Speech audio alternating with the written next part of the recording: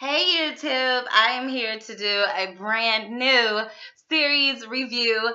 This is for Marriage Boot Camp Reality Stars Family Edition. This is season 10, episode 1, titled Show and Hell.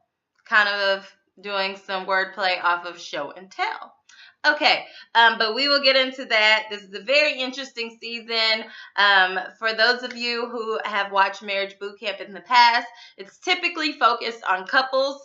They recently, within the past few years, transitioned it to reality stars, and now they even have family editions. So I believe this is the second time they've done family edition, and I am here for it every time because it is like pure entertainment, and they really do highlight a lot of real issues within families. So it's kind of a learning experience as well. But anywho, before I even jump into it and get into all the juicy details, I'm going to do what I always do. Of course, if this is your first time coming to this channel, go ahead, subscribe, click the subscribe button, join the family. If you are a returning subscriber, thank you so much, and I appreciate your support. Okay, so after you click that subscribe button, you can go ahead and keep listening, okay? So, the episode, it was a really good episode. We're introduced to 4 celebrity families, or at least one of the people in the family is a celebrity, and we're introduced to like what their different dysfunctions are and the reasons for coming to the house. So it is very similar to like a real world type of thing. Except it's boot camp, so they all stay in a house. I believe it's for a week, and they go through different drills and things to work through their family issues, kind of like an intense, accelerated counseling course. So it's very interesting. Okay, so this season, 4 families. All of the families have their introductions as they're pulling up to the house, and we learn the reason for their arrival at the camp. So I'll go through the families before we even get into the details of how they interacted with one another. Okay, so one of the families is Amber Portwood. So Amber Portwood is from 16 and Pregnant, Teen Mom, and now Teen Mom OG. We know Amber as, we've kind of seen her grow up in a sense. She had the father of her child, his name is Gary. She had like a little issue with like addiction, and she was the teen mom who like she actually had to go to jail for a period of time and kind of like sign over her rights to the father of her child. She's had like a crazy young adulthood, should I say. And we've seen like anger issues, and then we've seen her on good levels, and she's just kind of been a work in progress, but she has been progressing the past few years until she got in a relationship with a much older guy by the name of Matt. So Matt is on this season as well, because clearly they need counseling with one another. Now this did film a year ago. So as of today, they're not together anymore, but at the time they were. Matt is also a recovering addict as well. And then her mother is on there. So if you watch Teen Mom or Teen Mom OG, you've seen her mother on the show. Their dysfunction is, of course, Amber is very like dysfunctional with Matt. Their relationship is just like toxic. He lies a lot. When he got into a relationship with her, he told her he had 2 kids. On the show, it was revealed, on her show, Teen Mom, it was revealed that he actually had 5 kids, and he was lying to her. There have been some instances of infidelity, and it's just really kind of like broken the trust in their relationship. She's had some money to come up missing, and when I say money, I'm meaning thousands of dollars.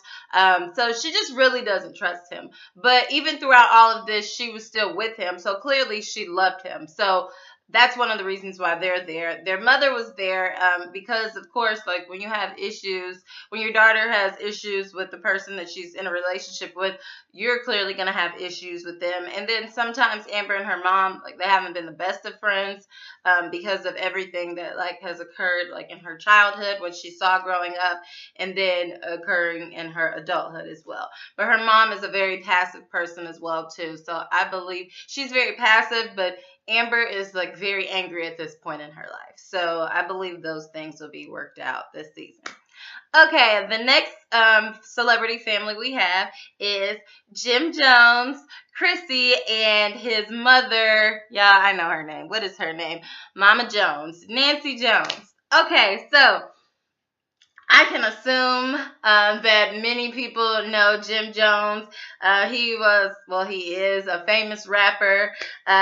He has been in a relationship for 8 years with his fiance, Chrissy, and his mother is just like, she's like, I am in charge. I'm the most important person in your life, and who cares about a fiance coming around?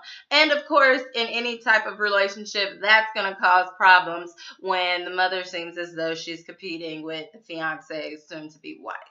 So at this point, they have been on Love and Hip Hop New York. They've had their own show, Jim and Chrissy, Vow or Never. So that's an issue. They've been engaged all of these years, but they haven't gotten married. At the same time, his mother and Chrissy, they kind of are like, both have type A personalities, and they're like, it kind of seems like they're fighting for that position in his life, which is common for a bunch of other family dynamics when you have a wife and a mother. And then we also have like his mom, who she kind of inserts herself into their business, so that's a problem in itself. And then Jim, he's just like always high, basically, which he looked high this entire episode. But that is their deal. The next celebrity family we have is Brandi Glanville. I believe she is from Real Housewives of Beverly Hills, and her father, Guy Glanville. Their dysfunction is that he's pretty much embarrassed of her, that she kind of like posts like revealing photos on Instagram and things, or just like at different publications that she's in, and he thinks it's embarrassing as a father, and she especially shouldn't do that at her age. She has her own issues, of course. Her ex-husband like cheated on her, and it was public knowledge, and that like really affected her emotionally. So they both have some things to kind of work out. And he kind of showed her like a wild lifestyle when he was younger by the way he was living. And now he's at his age, he's calling his daughter a wild child, and he doesn't approve, but he kind of showed her the way in a sense. So this should be interesting. And then the last, but certainly not least, celebrity family we have is Renee Graziano and her sisters Jenn and Lana. Renee is from Mob Wives. Now, literally, her and her sisters, like, they all look like triplets. Like, you can tell at first sight they look just alike, they talk just alike, all of their mannerisms are just alike. They are going to be a very interesting family. It seems like there's some distance between the three of them. Sometimes there's like a lack of trust, and they're just trying to get to a good place as sisters and like build back up their relationship. So now that we've met all the families, just a quick, brief run through of the show, because most of it was just like people giving their opinions of each other. They all are happy to be there. They come into the house, sitting around and waiting. Of course, I think Amber and Matt end up arguing because she's arguing with him out loud in front of people about her missing money. So people kind of already have a perception of them and their dysfunction and her anger issues. But then we have the two doctors that help out with the entire camp, known as Dr. Ish and Dr. V. So it's a man and a woman. They kind of give them an introduction and how they're going to help them through this process, the things they will learn, yada, yada, yada, and how it's important for all of them to go through the process together, so that they can work through these issues to figure out at the end of it if they're going to like stay together as a family, or if it's best to, just love each other from a distance. Okay, so they finally get to like the first drill of the entire camp, which is the title of the episode, Show and Hell, doing wordplay off of show and tell. So this was really interesting. They all went into like a classroom like setting. They all had like the little school desk that you flip up, and but they weren't allowed to look into their desk until it was their turn. So basically, all of them had some type of bag that they had to go to the front of the classroom, open up, and the bag represented what their dysfunction was in their family relationship and the things that they need to work on. So some of them were funny, some of them were like weird. I think Matt had a bunch of worms in his desk, like dirt and worms, and they asked him why he had it, and they said maybe because he's like slimy and you can't trust him, and that is definitely the reason why he's there. Not all of the objects were exciting enough to go through all of them, but a few that are noteworthy was Jim Jones. He had a bib, a big bib, adult-sized bib that said "Mama's Boy." His fiance had on a sash that said "Runner Up."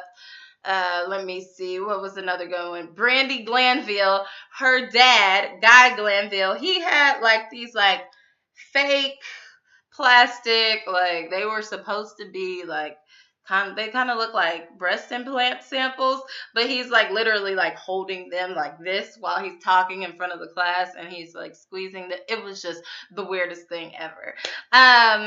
One really important fact about this part of the episode was Amber Portwood. So Amber is one of those types of people where you can tell that she already has some insecurities about a few things, and so the moment that you even like mention a keyword like reality star, it seems as though she has insecurity about that, because she's somebody, I think Jim Jones or Chrissy or one of them says something about a reality star, and she's like, excuse me, and I am not a fame whore, and I've only been on one show, and who are you talking to? And she just flips out completely on like Jim Jones and Chrissy. And Chrissy is like, oh, I bet you won't be talking like that if you come say it to my face. But all of us that watch Teen Mom knows that Amber, like, she's about that life as well. Now, I don't know. I don't think she's on the same level as Chrissy, but Amber jumps up. Like, she kind of like welcomes confrontation at this point in her life because she's angry. So she jumps up to get in her face, and Jim Jones is like, whoa, whoa, whoa, whoa, whoa. This is not what you want, I promise you. And he kind of like separates them, and they literally almost got into a fight. At this point, Chrissy is like, I don't play games with children. Seriously, like, I'm not dealing with her. Eventually, like, they're able to calm Amber down, and she feels bad because she knows that she completely overreacted. Nobody was trying to offend her in any type of way, and she even comes in front of the group to apologize to Chrissy and Jim and his mom. They accept her apology, except Chrissy does not.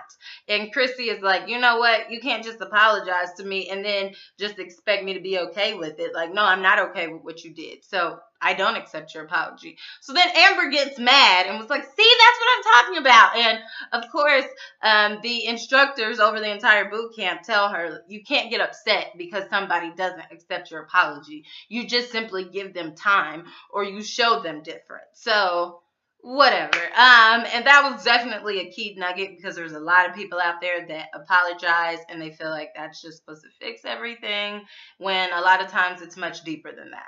But whatever the case, that's pretty much how that activity ended. We see them all go to their rooms, and their rooms are kind of like they're themed according to whatever their family dysfunction is. So they typically have like posters on the wall with different quotes that people have said about them, or they've said about themselves, and they're typically negative things as like a reminder of why they're there. Specifically in Amber's room, her mom, and Matt all have baby beds to sleep inside of, so she's pretty upset about that. And they have like fake pill bottles around the room and things like that, which is Amber kind of blew up, and she was really upset about that because she felt like that was a trigger, and you don't trigger an addict. And honestly, I know that they're trying to push their limits, but something like that, I did agree with her, because once somebody is an addict, they're always a recovering addict. So even putting something that's supposed to be like an imitation of the certain substance that they used to indulge in, that is a trigger. That will make them want the real thing. So something like that, I would have treaded lightly with that if I were the program coordinators, and I just don't think that was necessary. Of course, in Chrissy and Jim Jones and his mother's room, all three of them were supposed to sleep in the same room, and it was literally two twin-size beds on the side and then a huge bed for the mother in the middle, since she's in the middle of their relationship. So I thought that was pretty funny. Renee and her sisters, they've never shared a room or a bathroom or anything their entire lives, and they have to share a room. In this episode, in this season, and Brandi and her father's room, I don't even remember because it was not exciting. But whatever the case, hope you enjoyed this video. Please like, comment, subscribe. If you've made it this far and you're not a subscriber, you may as well subscribe. Check me out at mrsblogaholic.com. Bye.